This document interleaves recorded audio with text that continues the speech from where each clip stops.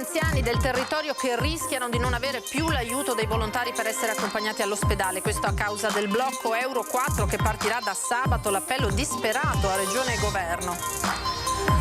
Mestre capitale dello spaccio, prove di dialogo tra comune e il nuovo governo per contrastare un fenomeno sempre più preoccupante. Il Partito Democratico non ha bisogno di un semplice congresso ma di una nuova costituente, così il parlamentare uscente Nicola Pellicani, che da Mestre chiede che per il partito si apra una nuova fase. 13 maestri del vetro, protagonisti del video Io sono Murano, creato per far vedere che c'è anche un'altra faccia della medaglia, chi prova a resistere e tenere aperti i forni. Maxi sequestro al porto di Venezia, l'ufficio dogane ha scoperto circa 2700 bruciatori di essenze pericolosi per la salute provenienti dalla Cina.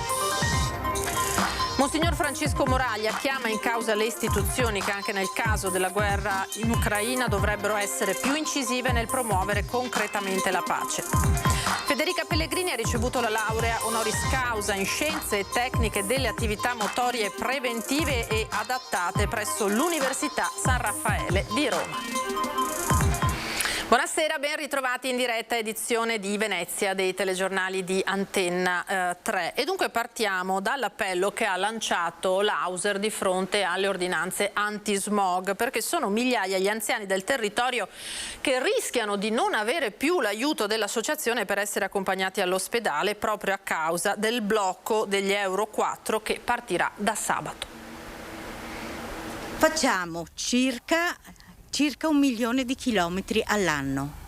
Lei pensi partire da Cavarzere, venire all'Angelo, partire da San Michele al Tagliamento, dover venire all'Angelo, dover andare, li portano a Rovigo. Questi in genere sono tutti anziani che sono soli, che non hanno la possibilità di guidare, non hanno nemmeno la capacità di guidare e non hanno familiari che li possano accompagnare. La presidente dell'Auser è preoccupata perché con il divieto di circolazione dei mezzi Euro 4 da sabato 1 ottobre circa 80.000 anziani del territorio che i volontari aiutano in media in un anno rischiano di non potersi più recare all'ospedale per visite, terapie o controlli. La maggior parte dei nostri mezzi attrezzati e non sono Euro 4.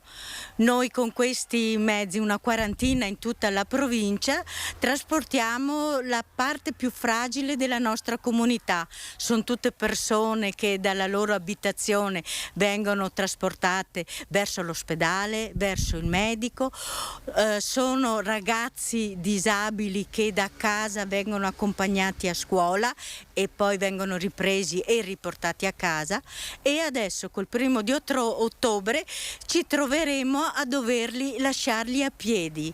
Qui si rischia di rimanere a terra, non noi, ma chi ne ha bisogno, l'ultimo della terra, quello che ha necessità di muoversi e che non ha mezzi. Nonostante gli appelli, da Roma non è stata autorizzata alcuna sospensione, quindi i mezzi Euro 4 non potranno circolare nemmeno in buone condizioni ambientali. So che c'è un accordo Regione-Stato dal 2013, poi è stato rivisitato nel 2017 per l'abbattimento delle polveri sottili, però siamo anche in un momento molto critico e di difficoltà per i nostri concittadini, perché così adesso come adesso significa fermare l'80% dei trasporti sociali. Cambiamo pagina, parliamo di decoro e sicurezza, i temi più urgenti da affrontare a Mestre assieme alle difficoltà economiche legate all'impennata dei prezzi e ai costi energetici. L'ha detto il sindaco Brugnaro durante le celebrazioni di San Michele Arcangelo. L'Italia in particolare sta andando male sotto il profilo del decoro e della sicurezza. Le città soprattutto sono state dopo la pandemia aggredite da sbandati di ogni genere. Gente che probabilmente in qualche caso non ha niente da fare, non abbiamo incentivato il lavoro e di conseguenza siamo trovati con la droga. C'è droga dappertutto, vale per Mestre, vale per le varie città italiane, c'è lo spopolamento delle città, dei centri storici, in tutte le città, e su Mestre abbiamo fatto un lavoro enorme in questi anni. Io personalmente ho fatto i posti di blocco, continueremo a farlo, però non c'è dubbio che noi abbiamo delle aree, per esempio quella di Via Piave, l'area della stazione, che ancora non siamo riusciti a risolvere i problemi. Al termine della cerimonia dell'alzabandiera per le celebrazioni di San Michele Arcangelo, patrono della città, in piazza Ferretto a Mestre, il sindaco Brugnaro ha affrontato il tema della sicurezza, dicendo che molto è stato fatto ma che ancora non è sufficiente. Per questo lancia un appello al nuovo governo. Chiederemo aiuto a questo nuovo governo, che credo sia sensibile a queste cose, con più uomini ma anche e soprattutto con qualche modifica legislativa soprattutto sui reati minimi, quelli minori, che uno dice così, ma che sono reati che danno fastidio, gente che fa pipì davanti ai muri delle case, quello che si ubriaca, quell'altro che imbratta le statue, i monumenti o i muri. Cioè, queste robe qua devono essere perseguite, anche con un giorno di cella. L'ho già detto, poteri penali e giudici di pace fino a 10 giorni. Io non mollo su questo, perché è inutile che continuiamo ad arrestare la gente. Io arresto alcune persone, le ho arrestate anche 18-19 volte, ma immediatamente vengono scarcerate e te le ritrovi per la strada. Per cui sono provvedimenti che riguardano il governo, riguardano il Parlamento, devono essere fatte delle modifiche minime che non costano niente. Per cui da Mestre, da Venezia, noi insisteremo su questo tema. Il sindaco ha anche anticipato che a Natale le luci ci saranno, anche se con orari ridotti rispetto al passato. Non vogliamo assolutamente che arrivi l'idea dell'oscurantismo, l'idea della paura. Ecco, rilanciamo facendo efficientamenti da altre parti, ma il commercio, il decoro, la vita pubblica della gente deve essere assolutamente mantenuta. Ne va del rilancio anche dei commercianti, del commercio, ma anche proprio la voglia di fare una passeggiata in centro. Ora parliamo invece di lotta alla droga, con condanne certe agli spacciatori e contrasto all'immigrazione clandestina. Il neosenatore Raffaele Speranzon annuncia quello che è l'impegno che condurrà in Parlamento contro la criminalità a Mestre. Siamo fortunati ad avere una leader, Giorgia Meloni, che appartiene al mio stesso partito, con la quale ho un rapporto anche personale e che sono sicuro permetterà a Venezia di avere quel peso politico all'interno del governo e all'interno del Parlamento che merita. Forte di 25 anni di esperienza a livello amministrativo, il neosenatore di Fratelli d'Italia, Raffaele Speranzon, assicura che anche dal Parlamento sarà sempre disponibile all'ascolto di richieste e proposte che arriveranno dal territorio.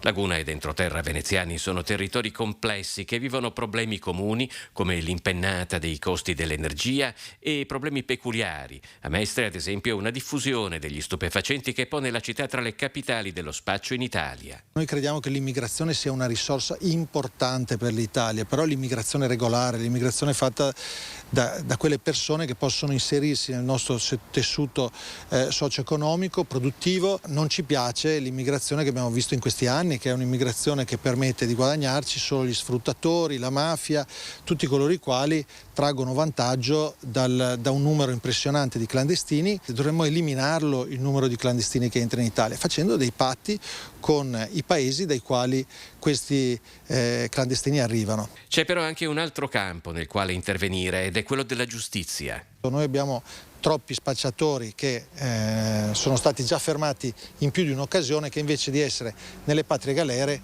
circolano liberamente, e questa certezza dell'impunità deve trasformarsi invece in una certezza della pena, e quindi anche una riforma della giustizia che dia la giusta punizione a chi crea il degrado nei nostri territori, fa violenze, ruba. Parliamo ora del Partito Democratico invece, partito che non ha bisogno di un semplice congresso ma di una nuova costituente. Così il parlamentare uscente Nicola Pellicani, che sempre da Mestre chiede che per il partito si apra una nuova fase. Serve una vera e propria fase costituente, aperta non solo agli iscritti, devono partecipare i rappresentanti delle associazioni, dei partiti che abbiamo accolto nella nostra coalizione e nelle nostre liste, e poi penso anche alle personalità.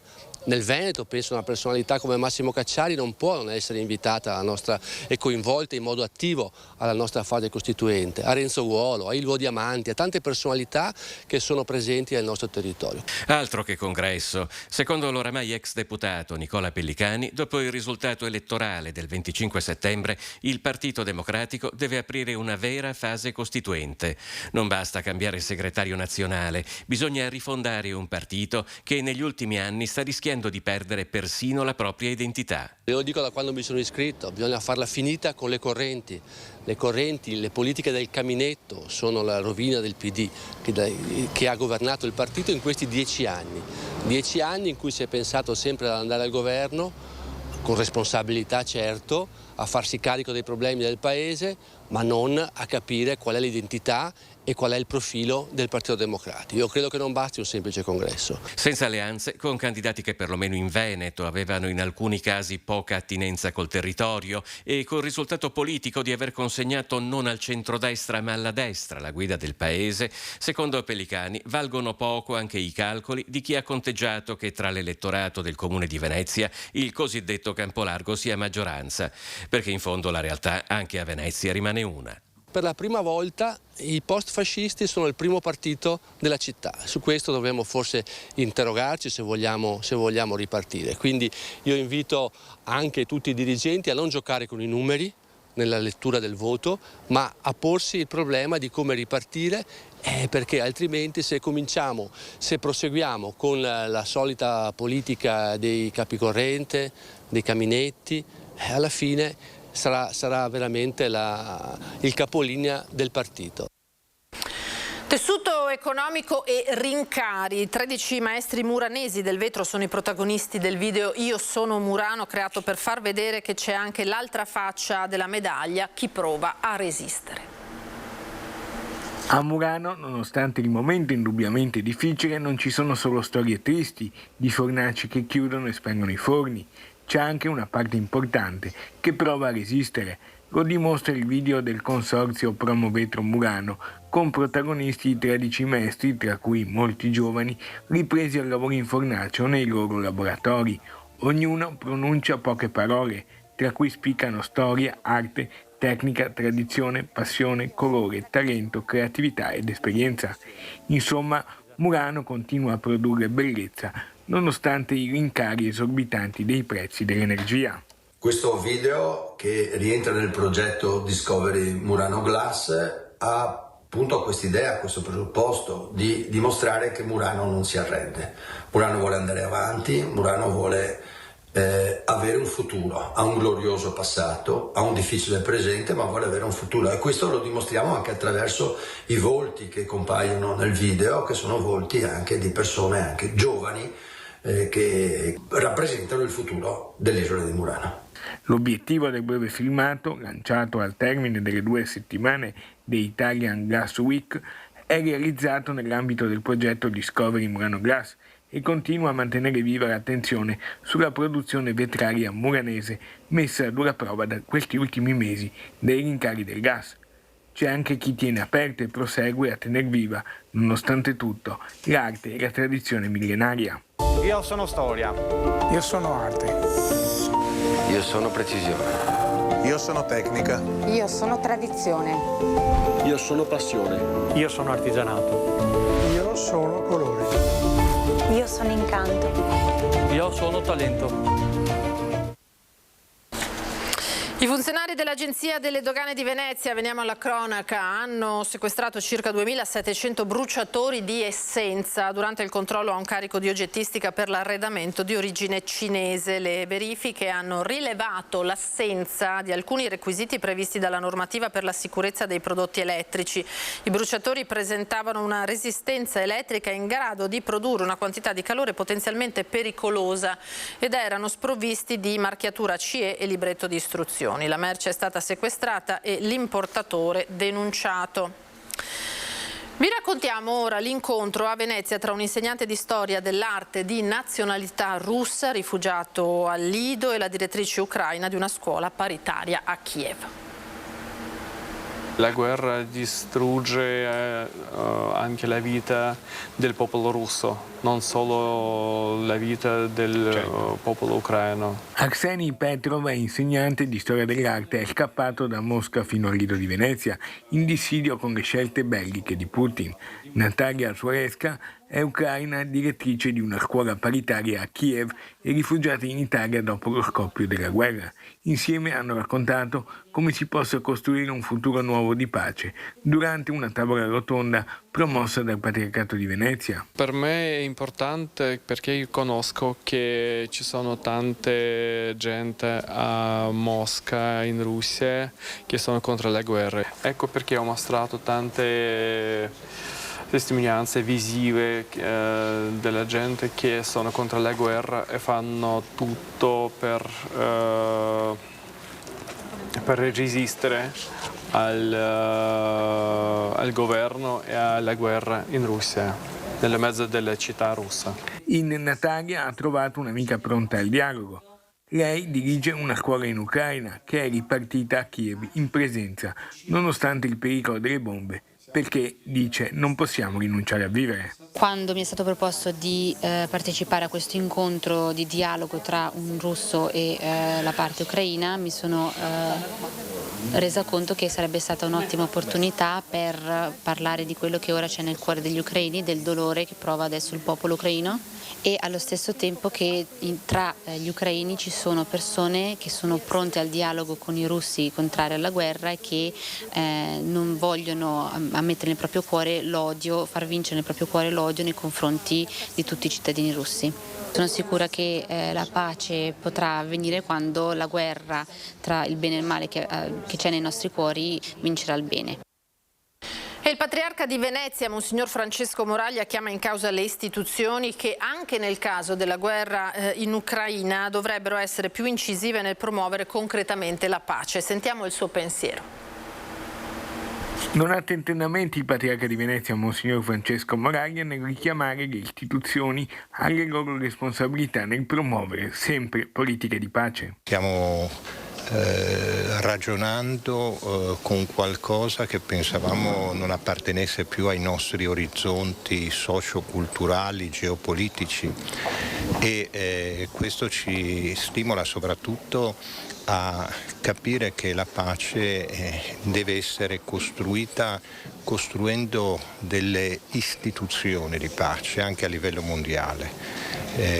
L'ONU è chiaramente in crisi, i trattati vengono firmati a secondo degli interessi delle varie nazioni, parlo anche quelli riguardo la non proliferazione delle armi, il commercio delle armi, e questo ci deve fare riflettere perché le marce per la pace sono importanti, sono dei segnali, sono dei messaggi, però poi la politica deve anche trovare delle strade concrete anche per avere gli strumenti in modo tale che chi non ragiona in termini di pace però capisca che comunque sia a convenienza a non scaturire, a non creare, a non far sorgere conflitti.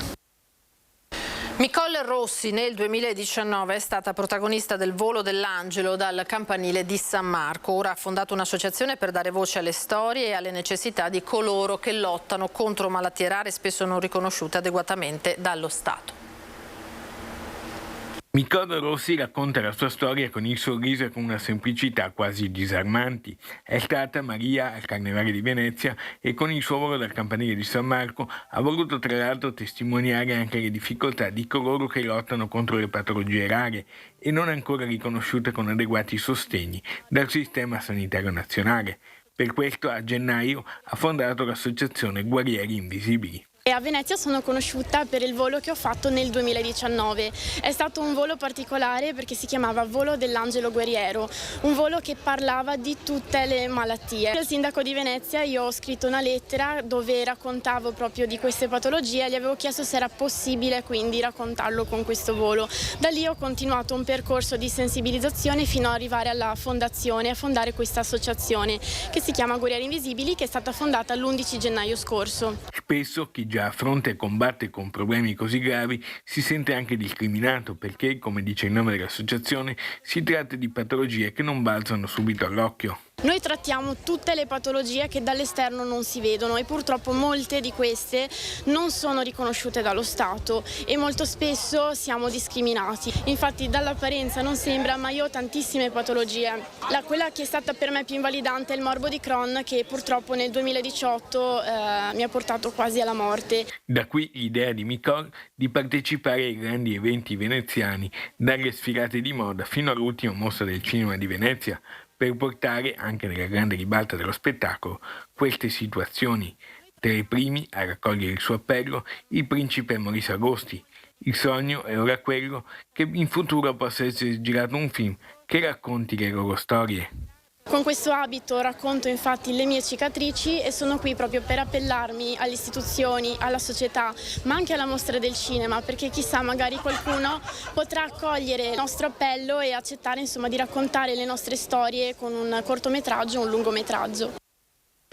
Federica Pellegrini ha ricevuto questa mattina la laurea honoris causa in Scienze e Tecniche delle Attività Motorie Preventive e Adattate all'Università San Raffaele di Roma. È una giornata incredibile, sono veramente felice, ha commentato la nuotatrice. È il coronamento di una parte della mia vita. Portare una tesi sul ciclo mestruale nelle atlete, un argomento a me molto caro, mi ha dato tanta soddisfazione. Alla cerimonia era presente anche il presidente del CONI Giovanni Malagò. Federica Pellegrini è un'icona che va oltre le strepitose vittorie ottenute e i record realizzati, ha detto. Ha costruito la sua carriera d'oro coltivando il talento con applicazione, umiltà e voglia di andare oltre i propri limiti, inseguendo costantemente nuovi ambiziosi traguardi. Sono qualità che la stanno guidando anche nel suo nuovo percorso dirigenziale. Con queste immagini noi ci fermiamo, grazie per averci seguito. Tra poco le previsioni del tempo, poi l'edizione di Treviso. Arrivederci.